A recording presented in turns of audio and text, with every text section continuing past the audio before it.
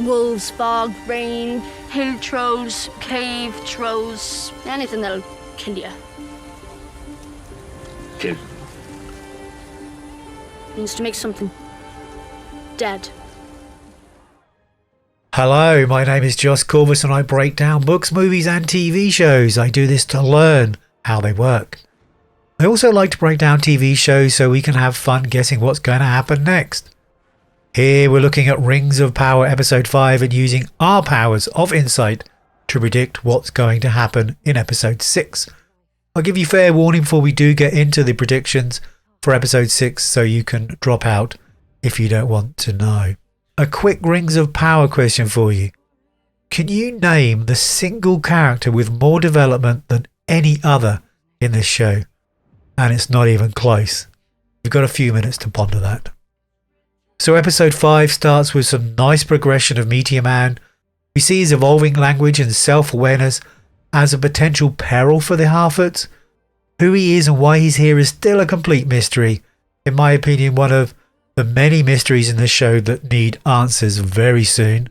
It's also good to see Nori's continued investment in Meteor Man, re-emphasizing her fascination with him for the adventure he might offer. A fascination which will challenge Nori twice in this episode. First, when he saves her from the dog attack, and second, when his healing powers throw her across a clearing, so she may start to get some cold feet. I suspect that's what they're aiming for. For now, we get a nice song from Poppy that invokes Billy Boyd's ditty from Return of the King. A very welcome correlation to the original movies.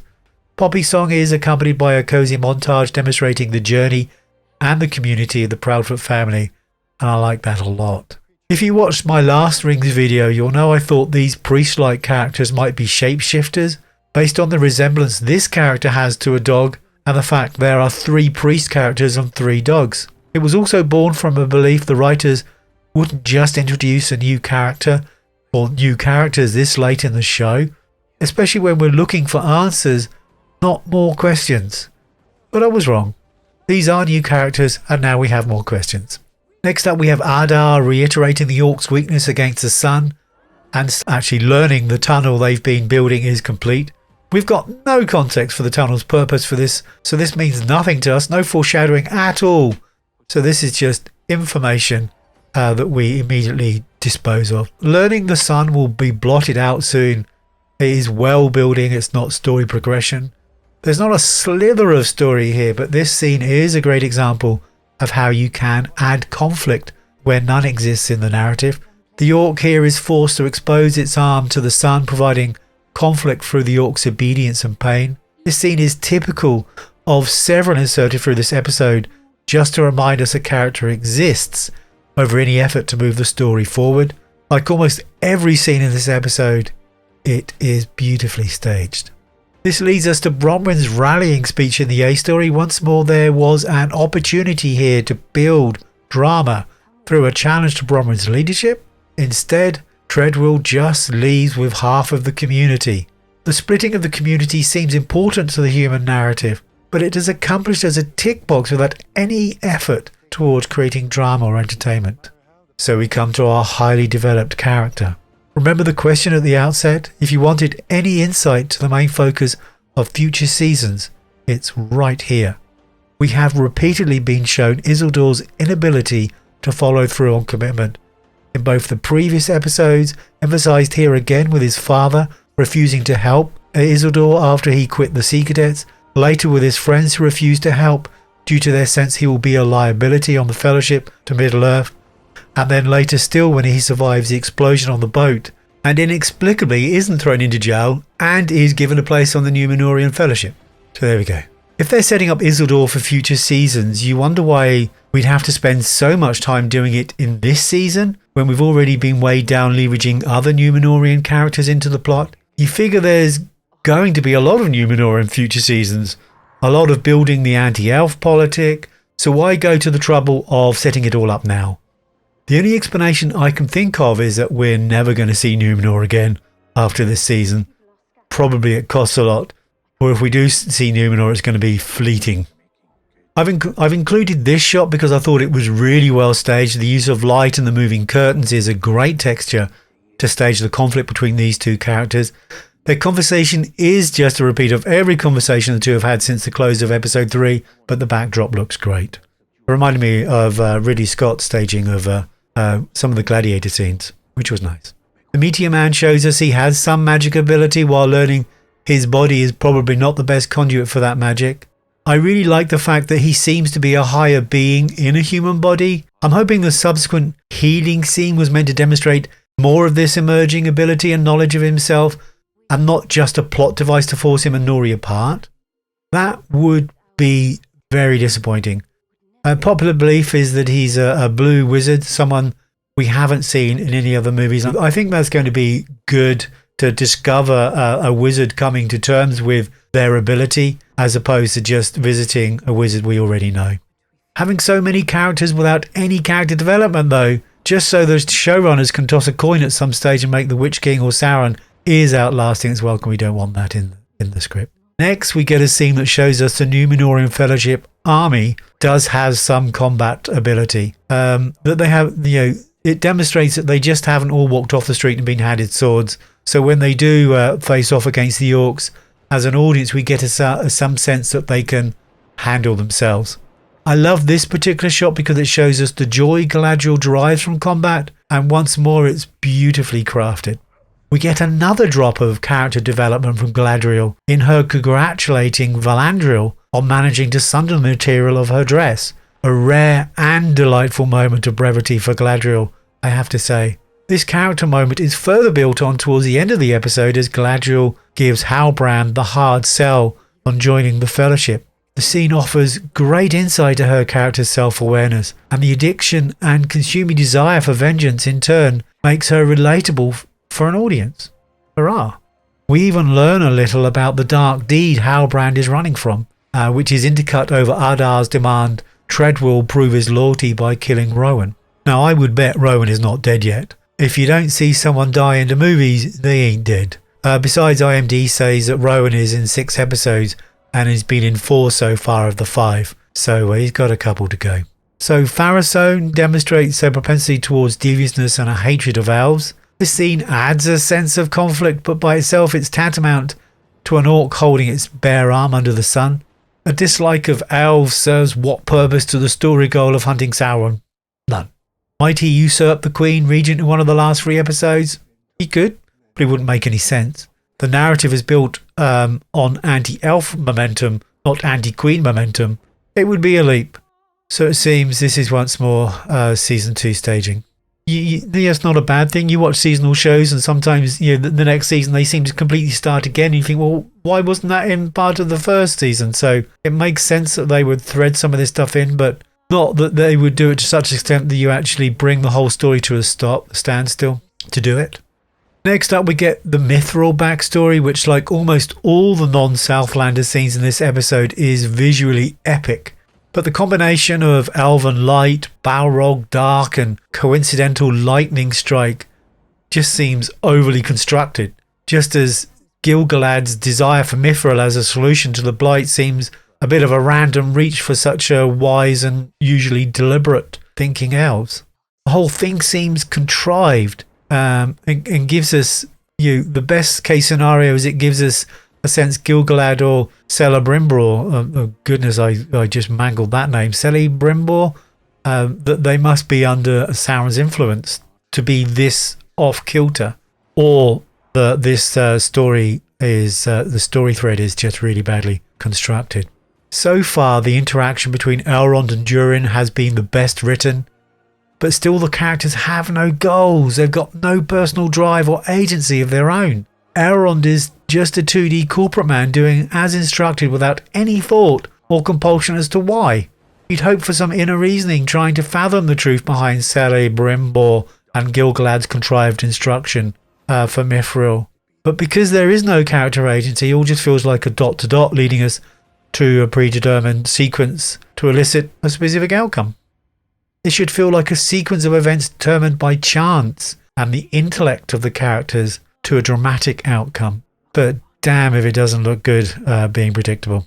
Anyway, we get more Isidore character development and an ill-advised fight over a lamp in a puddle of oil. And then we're off. We get this gorgeous shot of Galadriel in a beautiful suit of armor, which she loves so much. Apparently she never takes it off again. But we're off. They're on the boat. We're at the end of episode 5. That's us all caught up. Where do we think it's all going to go? Right, predicting the future. For your entertainment and amusement, I have studied each frame of the episode 6 trailer, and I'm going to ponder what might happen in episode 6. If you're not wanting me to second guess what will happen next, then this is the time to leave. I appreciate you watching, getting this to this stage in this video. If you could click like on the way out, that would help me immensely. Still here? Okay. The trailer really only features images from the Southlands narrative of both the A story, featuring Arendelle and Bronwyn, merges with Galadriel's B story. And the fact that the other story threads are not in the trailer probably means that they're quite heavily in this episode, probably setting up where we're going to be for the Act 3 resolution, or where they're going to be in the Act 3 resolution. We start the trailer with Muriel looking at a map, spotlighting the Southlands watchtower and a couple of relatively close settlements in the Southlands. Then she declares that they should signal for the other ships to make haste. It seems like part of episode 6 will actually be the voyage. It looks like episode 6 won't start with the Numenorians landing in Middle Earth and then setting off to find the watchtower. And it does seem like Queen Regent Muriel is going to be separated from the rest of the Fellowship, maybe a storm or something, because we see later images of Muriel with Bronwyn and Arendelle and a scattering of Numenorian soldiers, but no sign of Galadriel and Halbrand and the rest of the soldiers. So something seems to separate them, maybe a storm of some kind. Who knows? But we do get some of the voyage. Probably it will be a lot more setting up of the Isidore character. Next in the trailer we get Adar giving his army a motivational speech with the villainous Treadwell, the lone human in the sea of orcs, and then the orcs marching on the watchtower. It's interesting, Treadwell, the actor who plays Treadwell, was actually a fairly key orc, I think, in the Return of the King movie. So that's quite nice that he's actually playing a human amongst orcs in this sequence here. In the attack on the watchtower, I think we'll get an interesting plot point. This was heavily hinted at the end of episode 5. It looks like the humans draw the orcs into the watchtower, and I guess Arendelle executes a plan that has the watchtower collapse on the orcs. Of course, this isn't going to kill all the orcs, but it will bottle them up and cause some confusion for the remaining humans to escape through a back door. You can almost picture the scene of this trail of humans escaping out through a back door in the watchtower, and it looks like they double back and make it to one of the local settlements, where it looks like they then prepare that settlement for a battle against the remaining orcs. The humans being in the village does mean Muriel can ride to their rescue, and although I couldn't find the image, I have seen shots of Numenorian horsemen taking down orcs in a settlement like this. So I'm guessing a combination of men and Numenorians led by Muriel will result in an initial victory in this settlement. Before we conjecture what probably happens after this moment, we should recall that this priest character will at some point do this, which looks like he's summoning something or invoking something. And then we should consider at some point this village looks like it gets reduced to this. In my video last week, I conjectured the priest summons a Balrog, which remains my preferred outcome. But I've also had a face-to-face with reality and realised a Balrog is going to cost a lot more money to animate, because there is only a limited library of animations for it from Lord of the Rings, over animating something like a dragon or an orc super troll, which were to already have a vast library fully working and animated from Lord of the Rings and The Hobbit. Anyway, that's my theory. I'd like a Balrog. I'm guessing it's going to be 1 or 2 super orcs that attack the village. It looks like Muriel, Arendelle and the humans are going to have a celebratory meal when that big something does land in the village. The rule that accompanies the moment in the trailer sounds like a super orc over a Balrog, but it could just be the trailer misleading us. It could just be a trebuchet dropping big rocks, but I'm guessing it's a big beastie judging by the look on Arondir and Muriel's faces. Either way, I suspect the episode will conclude with Galadriel riding in as the sun rises or sets, and a brief victory followed by a major beatdown that results in this scorched earth moment. I'm really looking forward to discovering what does this. You do have to wonder who could survive such devastation if they're in the village. It looks like Galadriel was at ground zero but somehow survived. Magic? I hope so, because that would be very welcome. As Act 2 has represented the staging of the main conflict, which concludes here in Episode 6, Episodes 7 and 8 will be the Act 3 resolution. So we're done setting everything, or we should be done setting everything up with Episode 6. Episode 7 and 8 should be a gathering of all the forces. It should pull together the dwarves, elves, and half-orcs. I'm guessing the half-orcs won't be involved, and it will just be Meteor Man, if at all, or in close proximity, contributing in some way to take down the big baddie and temporarily at least restoring order. Am I enjoying Rings of Power? Yes, I think it's difficult not to just be completely captivated by what's going on the screen. Am I invested in the story? No, not really. Every dollar the show cost is there on the screen. It's breathtaking at almost every turn. But the lack of character development, any kind of character agency, and the 3 episodes spent in Numenor just killed the dramatic narrative in its tracks. I'm guessing we'll only realise why they spent so much time in Numenor once we see Season 2. I do expect Numenor was expensive, and the open plains of Middle-earth and its base resemblance to Ireland will be a lot cheaper to render. Anyway, still a lot of fun to be had. As I said last week, if the last 2 or 3 episodes end on a high, the flaws in the first 5 episodes will be completely forgiven. As ever, I hope you found this video informative. Do let me know if you have any thoughts or alternative ideas for where this is going. I'd love to hear from you. If you could, I'd also appreciate a like. It's the only way YouTube will ever know I'm here. Thank you for watching. See you in the next one. Bye bye.